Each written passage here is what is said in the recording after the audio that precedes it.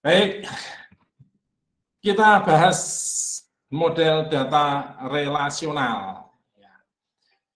Sekali lagi saya ingatkan, meskipun di pertemuan yang lalu sudah disinggung sebenarnya model data relasional ini, tetapi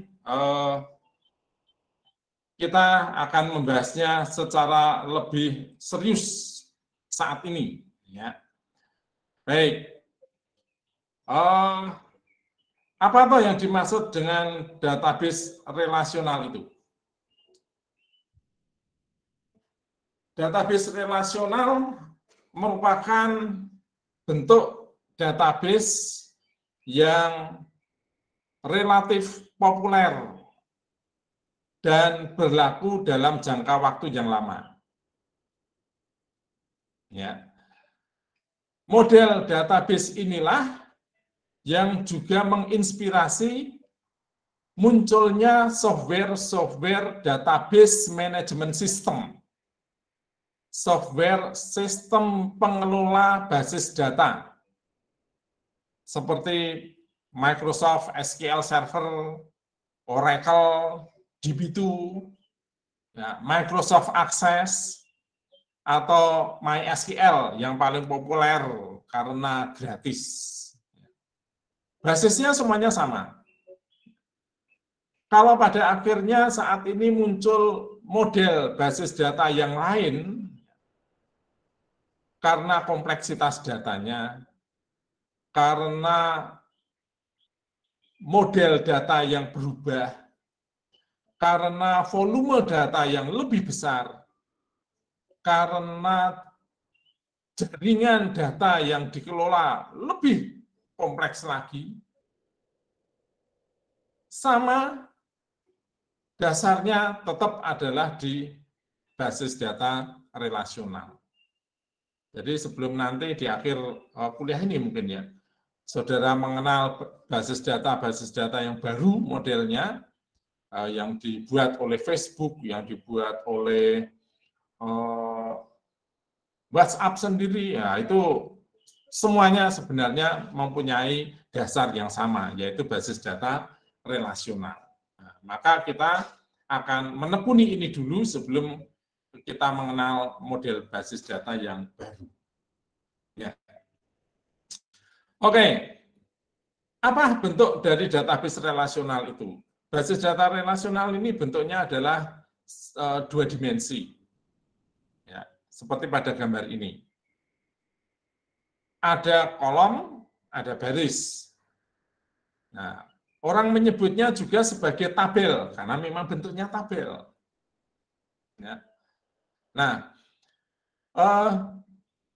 kolom, masing-masing punya nama kolom ini. Jumlahnya bervariasi tergantung kebutuhan.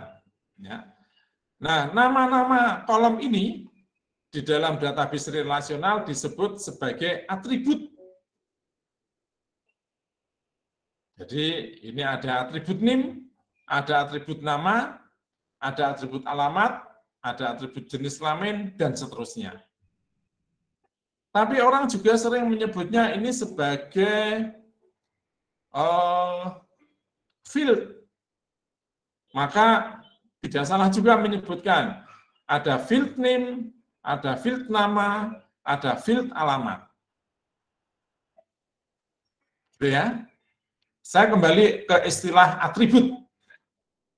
Atribut perlu saya jelaskan. Apa sih atribut ini?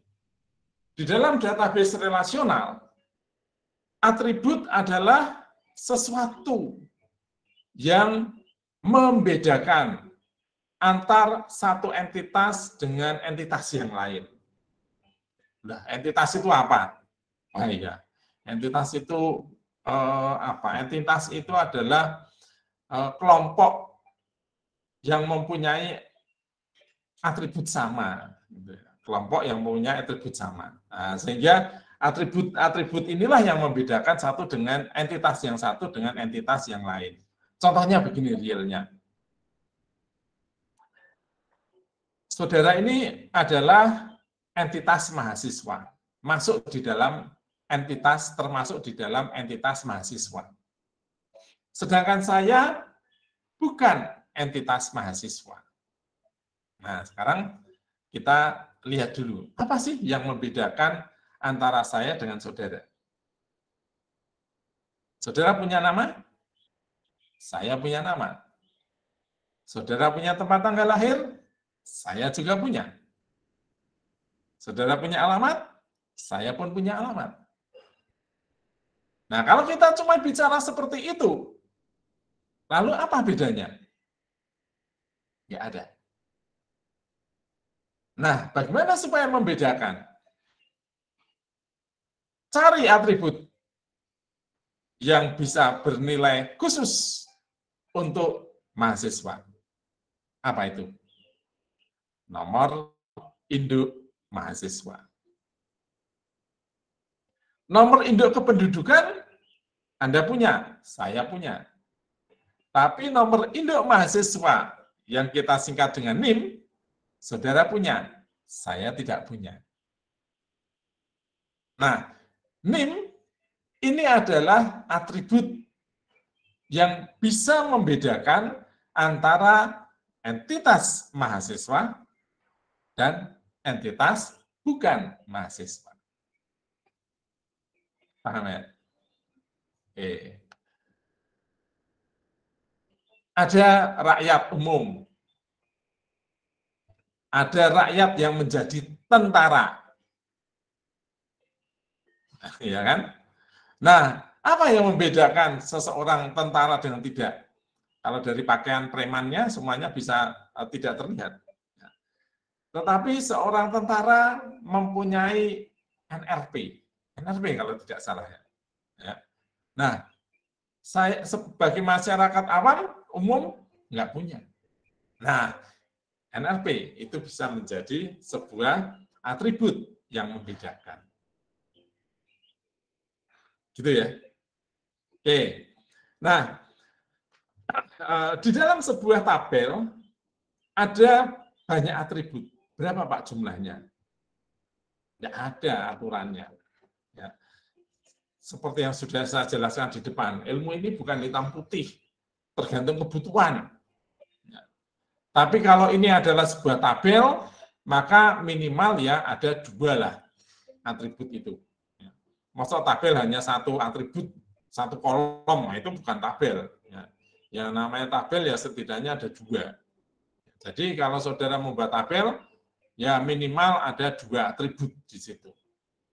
Ada 2 field, ya. Ada 2 kolom. Nah, sedangkan baris bebas. Ya. Jumlah baris ini bebas. Tergantung dari jumlah anggota entitas itu. Tergantung dari jumlah anggota entitas itu. Oke? Nah, poin yang ketiga. Irisan antara kolom dengan baris itu adalah kotak-kotak kecil ini. Satu saya highlight. Kotak-kotak kecil ini adalah nilai dari atribut. Nilai dari field. Disebut pula nilai data secara umum. Tapi sebenarnya lebih khusus nilai dari field, karena masing-masing ini nanti akan ada di bawah kolom. Ada di bawah atribut. Jadi nilai atribut. Ini adalah nilai. Paham ya? Oke. Nah, sebuah data relasional memang menerapkan aturan. Aturan. Jadi tidak sembarangan. Apakah aturannya itu? Ya, lihat di contoh di sini. Ini adalah sebuah atribut, ini adalah sebuah contoh dari database relasional. Di sini ada nama dari data tersebut adalah user, database user. Kemudian database user ini terbagi menjadi 3 atribut, 3 kolom, 3 field. Masing-masing kolom namanya, ya, atributnya namanya, field namanya, ya, user ID, first name, dan last name. Ya. Lalu database ini juga mempunyai 4 row, 4 baris data. 4 raw data, 4 baris data. Ada yang mengatakan 4 tuple, ada yang mengatakan 4 record, sama saja. Ya, nggak apa-apa. Ada 4 record. Record pertama 100 Mary Abermany. Record kedua 101 Jerry Caldera, dan seterusnya. Ini adalah sebuah contoh model database relasional.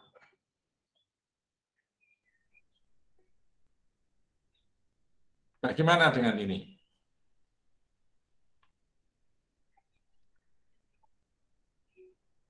Sekilas sama. Database customer terdiri dari 3 field, yaitu cast ID, phone, dan last name. Mempunyai 3 record, seolah sama. Ada yang melihat perbedaannya? Di nilai phone untuk baris yang pertama. Perhatikan. Nilai phone dari baris yang pertama ini nilainya lebih dari 1. Saat ini wajar. Seseorang punya nomor telepon lebih dari 1. Tetapi kalau dituliskan seperti ini, maka ini bukanlah sebuah model data relasional. Di mana salahnya? Di sini. Ada sebuah data yang nilainya tidak tunggal atau multi-value. Ada sebuah kolom data yang nilainya tidak tunggal. Jadi, sebuah database relasional itu, setiap nilai data, setiap kotak, itu harus bernilai tunggal. Itu syaratnya. Oke. Di samping juga harus bernilai tunggal, maka juga harus mempunyai keunikan itu untuk nama database. Ya, database itu harus unik. Nanti kalau saudara membuat tabel ya, atau tabel data ya, itu tabelnya harus unik.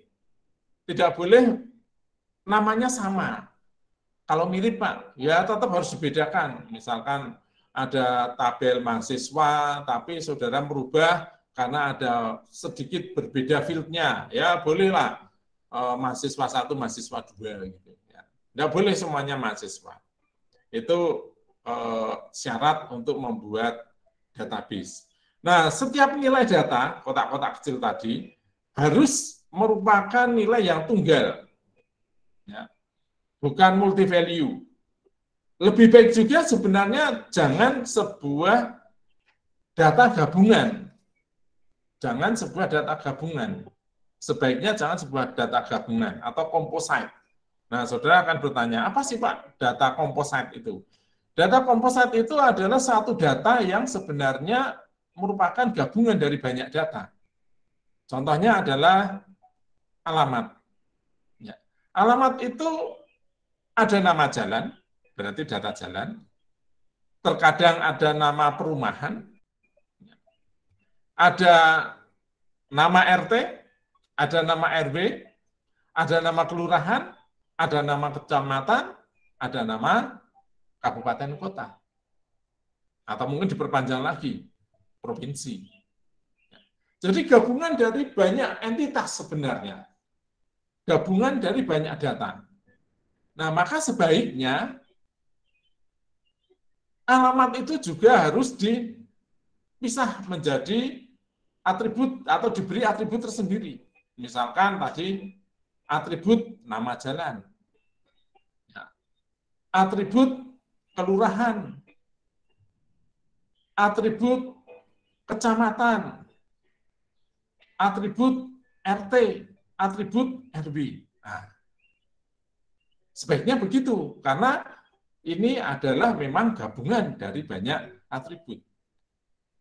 Meskipun pada akhirnya banyak yang menyederhanakan. Nah, jadi maksudnya adalah memang menyederhanakan. Sehingga alamat itu hanya dijadikan satu buah atribut. Boleh, Pak? Boleh. Boleh. Tetapi, ya, karena saudara menyederhanakan, maka nanti di dalam melakukan analisis pun, ya harus sederhana. Tidak bisa lebih kompleks. Karena saudara memang niatnya menyederhanakan. Oke, jadi boleh alamat gitu toh, isinya bebas, pakai jalan, pakai nama RT boleh, tidak ya boleh, mungkin ya pakai nama perumahan boleh, wong ya kadang ada perumahan, kadang kita tidak tinggal di perumahan, jadi menjadi bebas, nggak apa-apa, ya kan? Boleh disederhanakan namanya. Nah, itu contoh sebuah data yang komposit. Ada enggak contoh yang lain komposit? Ada. Nama. Nama itu sebenarnya juga komposit untuk beberapa nama yang mereferensikan budaya tertentu. Misalkan orang Batak. Orang Batak itu pasti punya marga.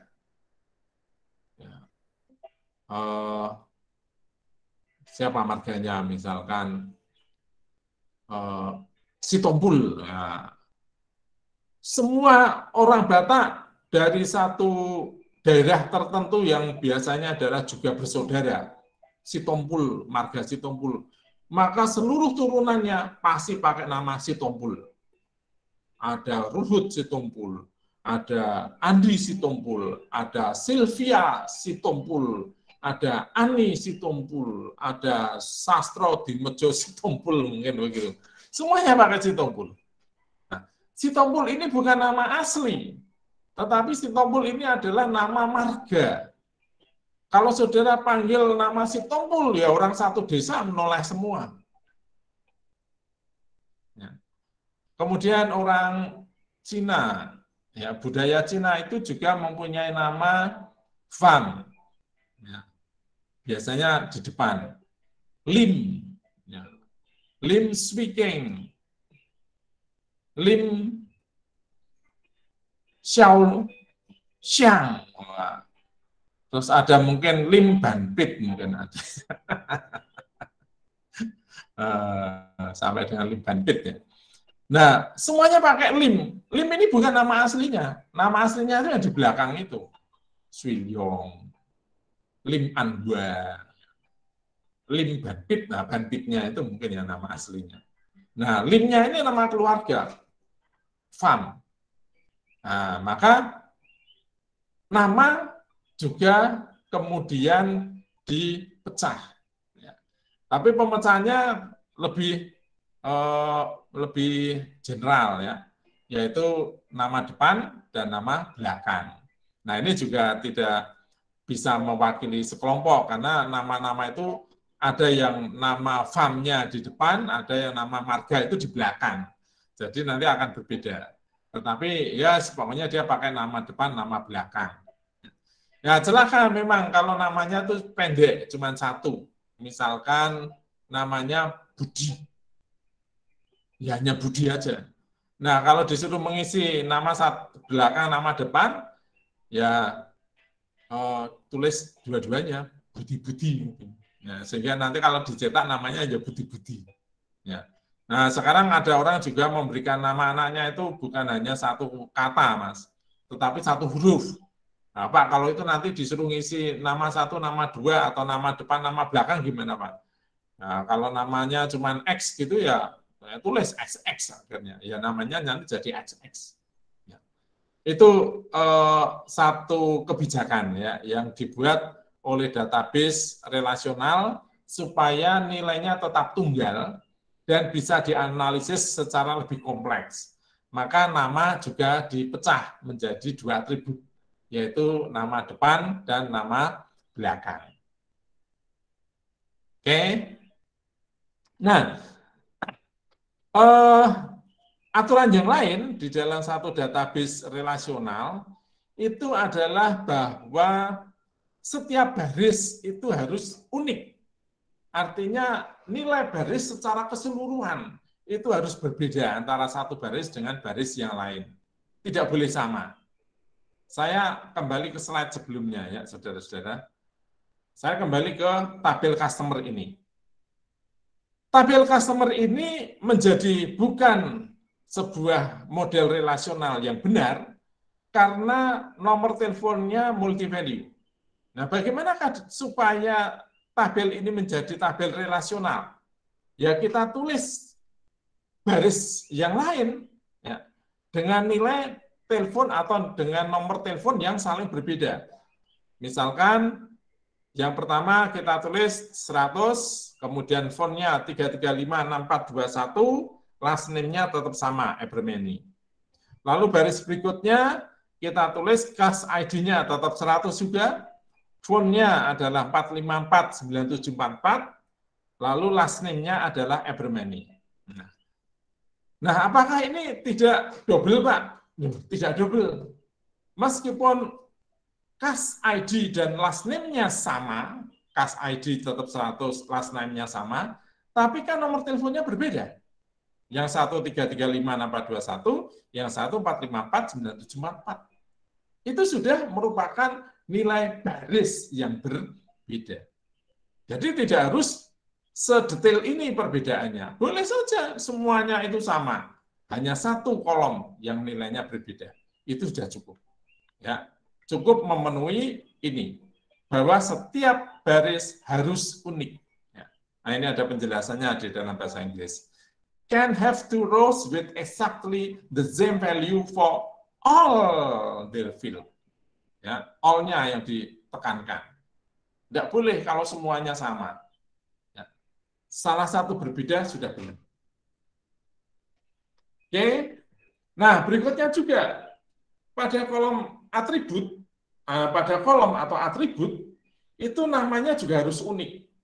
Tadi kalau saya mengatakan alamat itu harus dipecah loh, karena itu composite.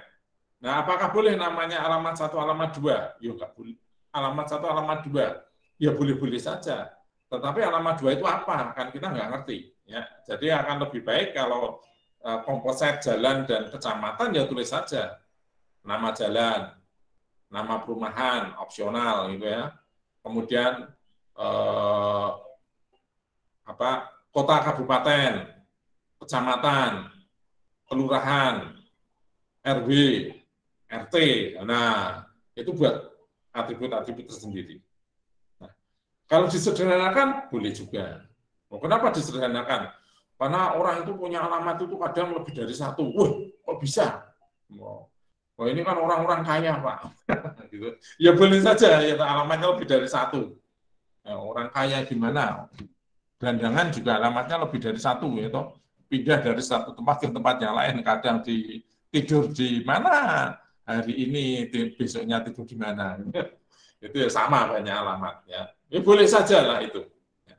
Oke, tapi yang penting adalah bahwa setiap nama pada atribut atau kolom atau field itu harus unik antara kolom satu dengan kolom yang lain. Ya, saudara-saudara, di dalam topik berikut nanti kita akan memodelkan hubungan antar database itu dengan menggunakan ER model namanya, Entity Relationship Model. Nah, mereka juga menggunakan istilah relasi, maka nanti istilahnya berbeda. Nah, relasi di dalam kita belajar database relasional dengan relasi di dalam membahas ER model itu nanti berbeda. Jadi jangan bingung nanti ya. Kemudian database relasional hanya dipakai untuk struktur logik, ya, tidak untuk struktur fisiknya. Untuk struktur fisiknya nanti ada istilah tersendiri lagi. Ya. Nggak apa-apa, jangan menjadi bingung. Yang penting pemahamannya yang sama. Oke, apa ini yang penting lagi?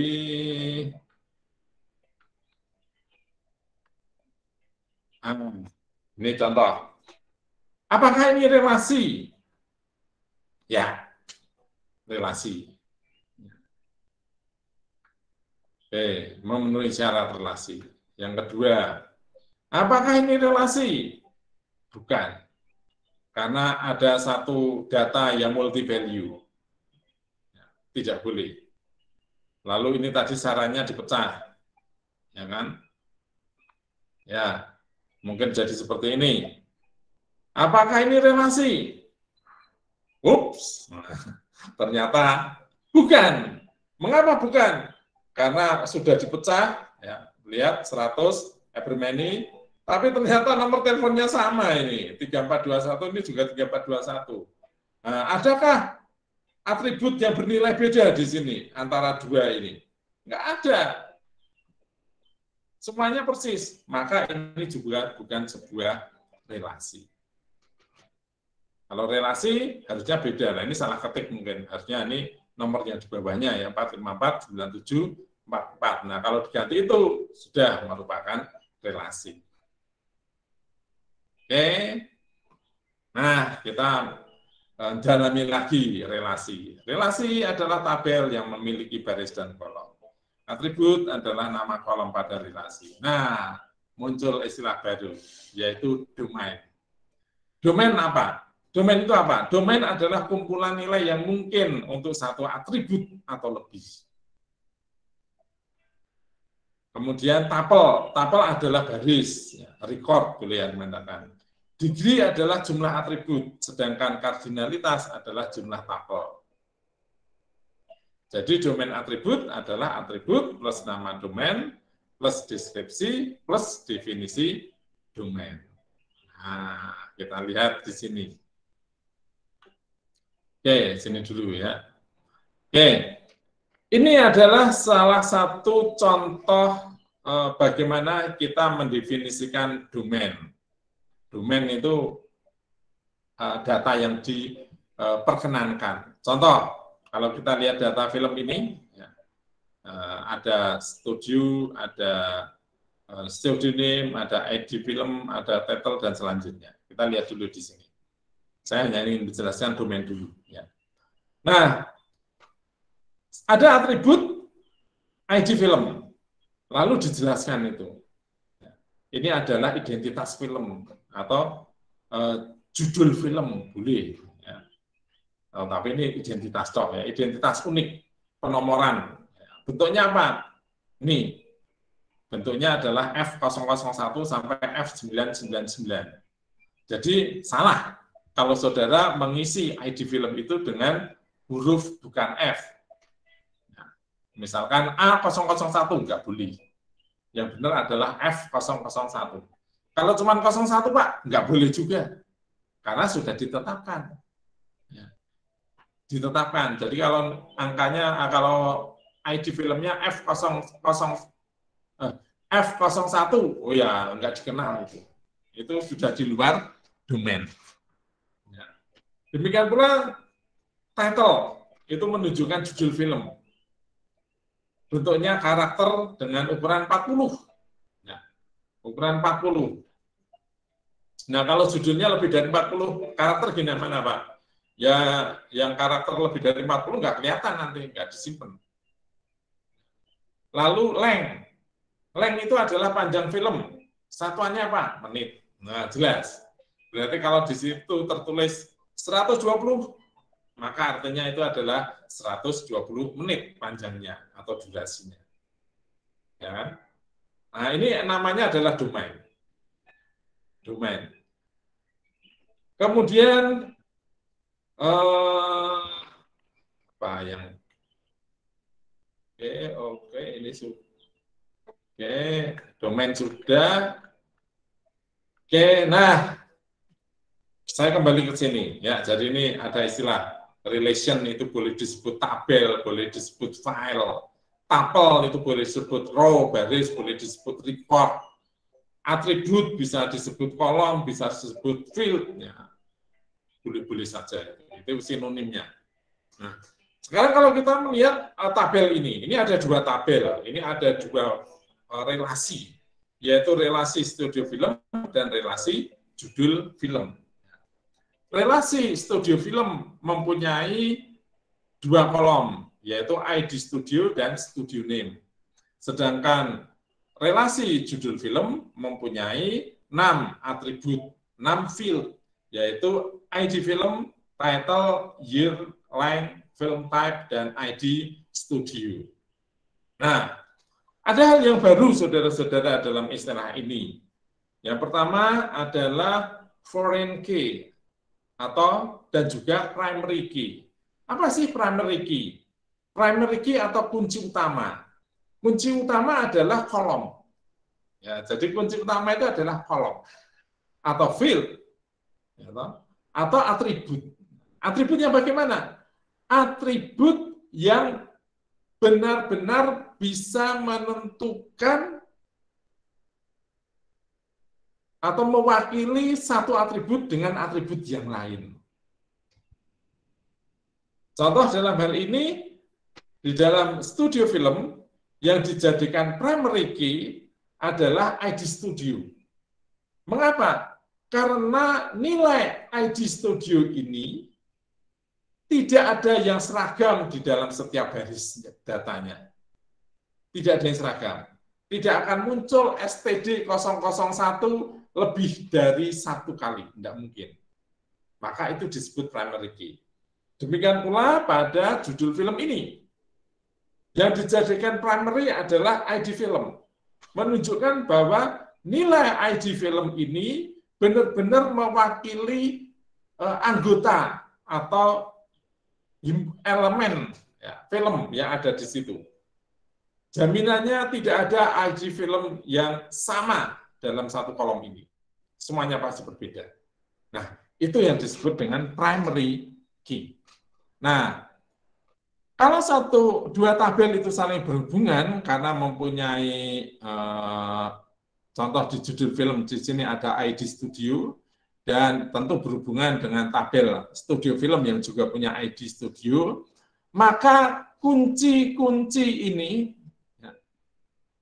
kunci utama yang ada di dalam tabel yang lain itu kemudian disebut sebagai kunci tamu. Jadi contoh dalam hal ini, ID studio adalah kunci utama, primary key, di tabel studio film, di relasi studio film. Nah, dia ada menjadi atribut di dalam tabel judul film. Nah, maka ID studio ini lalu disebut sebagai kunci tamu. Kunci tamu, foreign key. Oke, itu saudara-saudara. Mungkin ada pertanyaan, silakan. Ada yang mau ditanyakan, silakan.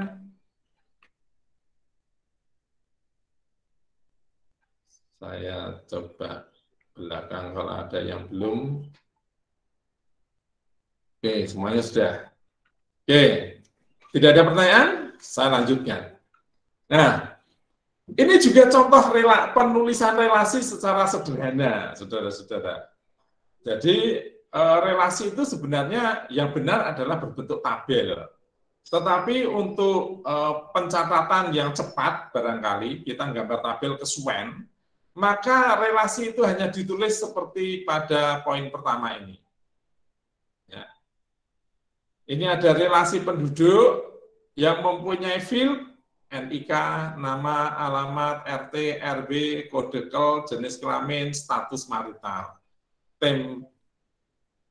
TMP lahir, TGL lahir, pekerjaan, dan pendidikan. Jadi hanya ditulis seperti ini. Nama database-nya, nama relasinya, dan yang ada di dalam kurung adalah nama field-nya atau kolom-kolomnya. Ini atribut yang pertama, atribut kedua, atribut ketiga, dan seterusnya. Sehingga kalau kita total, ada 1, 2, 3, 4, 5, 6, 7, 8, 9, 10, 11, 12. Atributnya ada 12. Oke, itu penulisan saja. Nah, sekarang saya balik ke nilai dari tapel, atau nilai dari baris data, atau nilai dari data tersebut. Ada aturan bahwa nilai data itu harus atomik. Atomik itu ya tunggal itu yang paling kecil, bukan composite. Nah, ya sebaiknya begitu. Tadi sudah tahu composite seperti apa. Jika ada multi value atribut, ya, atributnya itu terdiri banyak nilai, maka harus direpresentasikan dalam relasi yang lain. Garisnya ditambah.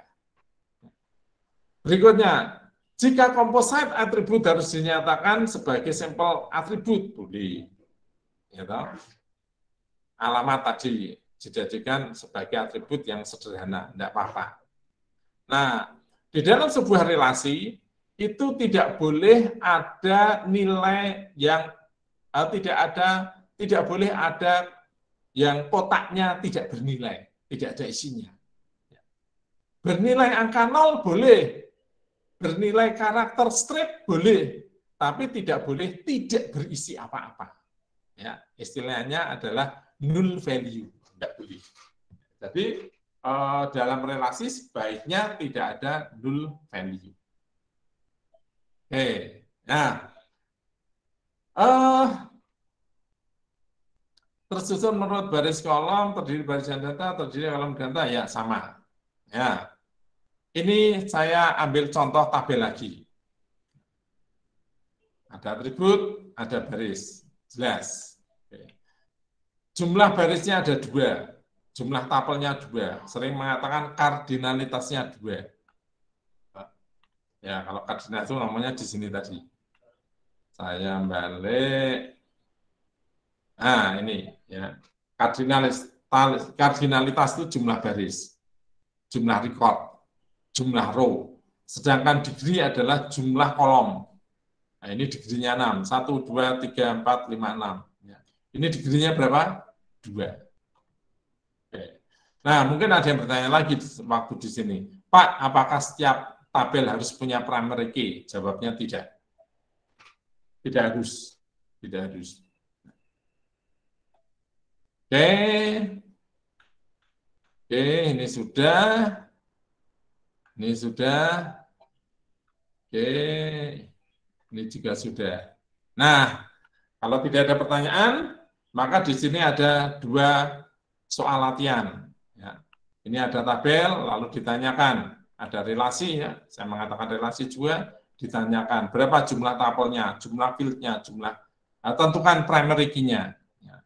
Kemudian yang kedua, saudara saya minta untuk membuat relasi ya, dari data mahasiswa, dosen, data mata kuliah, beserta atribut-atributnya. Nah, akan lebih lengkap kalau saudara berikan domain, ya. Beri penjelasan, itu akan lebih baik. 2 soal latihan ini silahkan kerjakan di dalam kertas A4, kemudian nanti saudara kumpulkan dalam bentuk PDF, ya, lalu dikumpulkan melalui assignment. Ya, itu saudara-saudara yang bisa saya sampaikan untuk kuliah pada pagi hari ini. Silakan saudara kerjakan tugasnya, itu yang penting. Absennya tetap di kuliah online, tapi sepertinya belum saya definisikan. Sebentar lagi saya definisikan. Ya. Dan kalau saudara tidak ada pertanyaan, maka saya akhiri pertemuan pada pagi hari ini. Selamat pagi, selamat beraktivitas yang lain, jaga kesehatannya. Selamat pagi. Selamat pagi, Pak. Terima kasih, Pak.